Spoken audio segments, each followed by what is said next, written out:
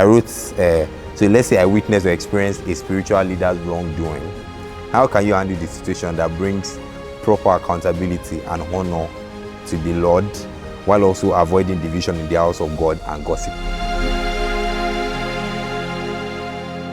So you're welcome back.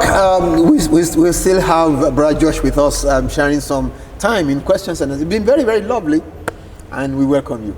Yes. Yeah. So now you said the tithes are being used to manage the church. Yeah. Meaning everything, the running of the church, the tithe is being used. That's what it's meant for. Although some people use it. Supposed to be. Yeah. Although some people use it wrongly.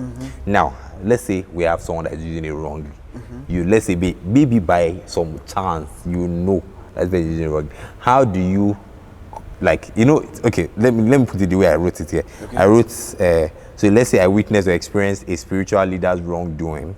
How can you handle the situation that brings proper accountability and honor to the Lord while also avoiding division in the house of God and gossip?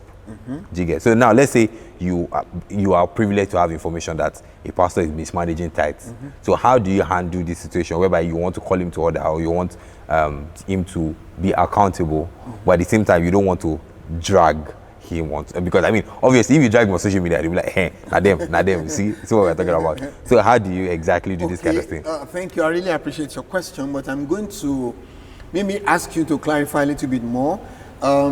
Are you asking me now as a fellow pastor, or you are making me assume? Oh no, I'm just a member. I'm a church member. Just a church member. Me? I'm not a pastor. No, just let me go on. Okay, as a church member, just a church member, I noticed that this one pastor is doing is getting out of hand, so getting how to go. Number one is relationship. There's something about advice. The person who will take your advice is the person who truly believes that you genuinely care about him, that you are interested genuinely in his matter.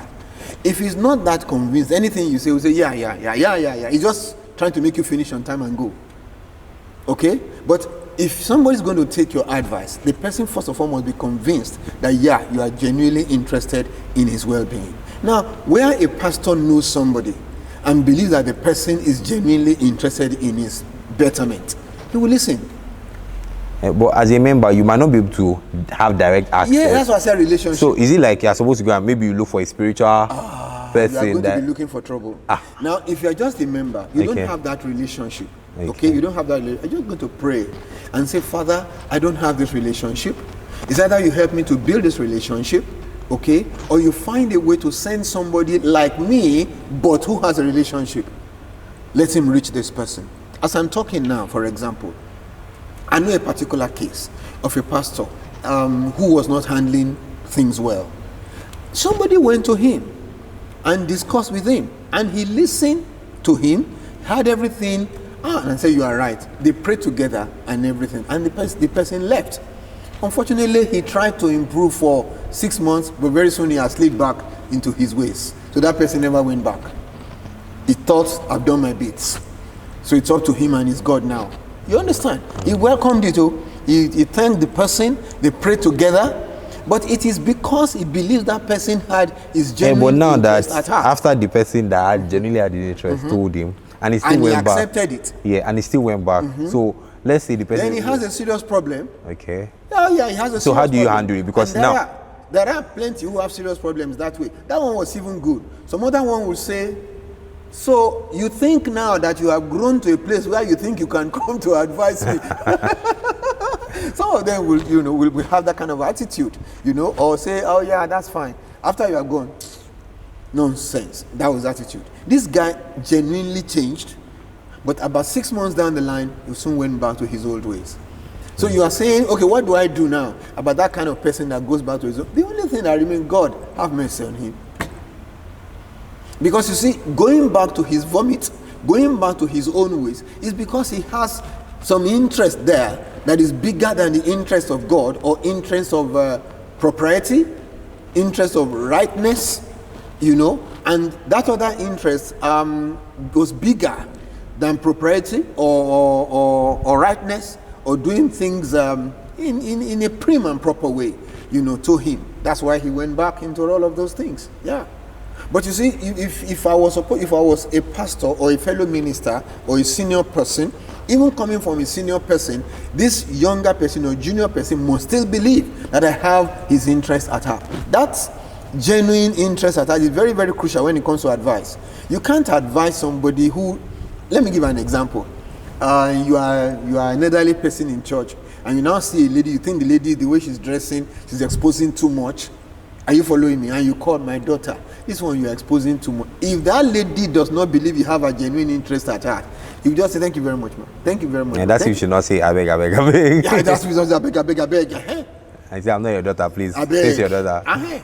So that genuine interest, genuine love is so important with advice. So that person believes that I have genuine interest in him, genuine love in her, and then we can talk. We can talk. I can give enough examples and things like that to make her at least reconsider, make him at least reconsider, okay, and see how to do things a bit better than it's going on now. Yeah. Okay. I can say. Thank you very much. Now, I'm going to be asking questions based on your answers. Well, you're welcome. All right. So now you talked about correcting the person. You have to have a relationship. You must have now, a relationship. let's paint on that scenario. Okay. Let's say a pastor that you don't know. Yeah. Let's say we are talking about biblical teaching. Now, let's say a pastor is teaching like some form of false doctrine. Now, you see it on social media. They posted a video, and you know it's wrong as a Christian. You know that it's wrong. So, how do you handle that kind of situation? Now, I don't know. Do I have a relationship with him? I don't. Let's say I'm a pastor. You are the pastor now, and I'm just maybe I attend another church, and I just stumbled on your video, and then you're teaching something, and I'm like, this is not biblically correct, and I know that the more it stays up, the more other people will be misled. Yeah. So how do I correct this person or correct this ideology? Now, I'm trying to do the least possible damage, because I mean, we're a generation of burn it all. Any small thing, we just pour petrol and fire. Everywhere is burning, drag everybody. But now, I'm trying to do minimal damage. How do I call this person so that I say, Sao, what you are teaching, I think... It's a little bit difficult. Unless in social media setting, you can write it as your comment. But sir, you know comment is like setting up somebody for dragging. Because you know it's that before you know that you just see how many thousand likes on that comment. What is there? Yes, so I agree with you. So I'm trying to do minimal damage. You don't have any access to this person unless you have his private email, in which case you can mail him. Let me give you an example. Some years ago, this young man of God called out an elderly man of God. Just called him out big time. He didn't mention any name, but everybody knew the person he was referring to. Unless you are dumb, everybody knew the person he was referring to. I got his email address, okay? And I sent an email to him. Sir, this is what I saw, this is what I saw, this is what I saw. I got your email from, a dear friend of ours, okay? And I'm writing because this is my own observation, this is what I think. People are going to look at you as being rude, even though you are correct in what you are saying, but people are going to perceive you as being rude because this person is elderly. If you are correcting somebody of your age or age bracket, it's a different story altogether. But people are going to perceive you as being rude. Did you know he replied me? He replied and said, thank you so very, very much. I didn't look at it that way. I was more concerned about the people of God and the wrong things he was saying about the people of God. But you are right, that I may be perceived as being disrespectful or being rude. Now that's the best you can do. Get an email and email the person. If he reads and says, you have done your own bit. But if you replied, like he replied to me that's quite a bit of time ago now, replied like he did me, I was very happy. Because it means that at least somebody has said something to him without making it open. So certain things have to be made open now. Let me give an example. Somebody went on air, and I think one of the social media platforms, and said stuff like a lady that is having menstrual pains does not have faith. That is not the will of God for us. And they said a couple of things in there, and I'm like, what else did he say now? Or that has a bad cesarean section, something like that, So I said, I think I need to apologize on this forum to the ladies who are here. This man is a man. He has never been pregnant. He doesn't know the way it feels. He has never had menstrual pain He doesn't know the way it feels. All these things. I am apologizing on his behalf, though the rest of you ladies who might have been offended by what he said. A lot of people, said thank you, and all that.